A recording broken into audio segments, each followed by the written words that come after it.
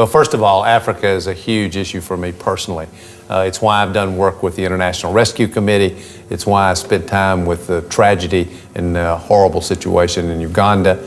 It's why I've showed so much attention and effort toward the ongoing genocide in Darfur, and also the spread of HIV/AIDS and the issue of poverty in Africa are issues that I've talked about for years now and that I care deeply about, both from what I've personally seen and everything I know about the situation. So it's a huge priority for me. And what I would want to do are a series of things. One, we have to end this genocide that I think is embarrassing for America and the world and is a huge moral issue facing the world. We cannot let this genocide continue. So stopping the genocide in Darfur and Western Sudan, if it were still ongoing, which we hope it won't be, but would be a top priority for me. We should start by imposing a no-fly zone over Sudan so we don't have the Sudanese government and Bashir providing air support for the Janjaweed militia that are engaged in the genocide. Second, I would convene a conference of NATO countries for the purpose of putting maximum pressure on the Sudanese government. What we ultimately need is a security force on the ground because the African Union force, which is about 7,000, can't provide the security that needs to be there. So we need to ratchet up pressure on the Sudanese government.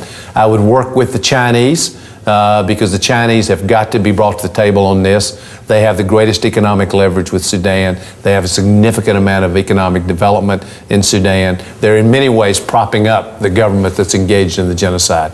And us and the rest of the world, we need to ratchet up pressure on the Chinese in addition to the Sudanese government.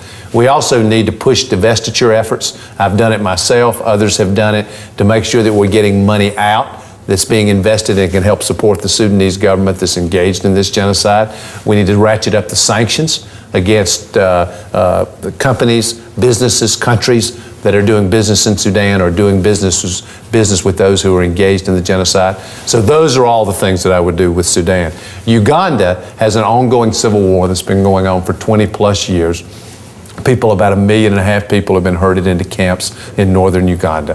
The Juba peace talks have been off and on for some period of time. America needs to engage on this issue. We can be a constructive force. We can be a force that helps push the parties toward a resolution that helps end the civil war and helps get these families that have been herded into camps back to their homes. Now that transition will take work, and America and the international community need to be involved in helping provide support for that transition.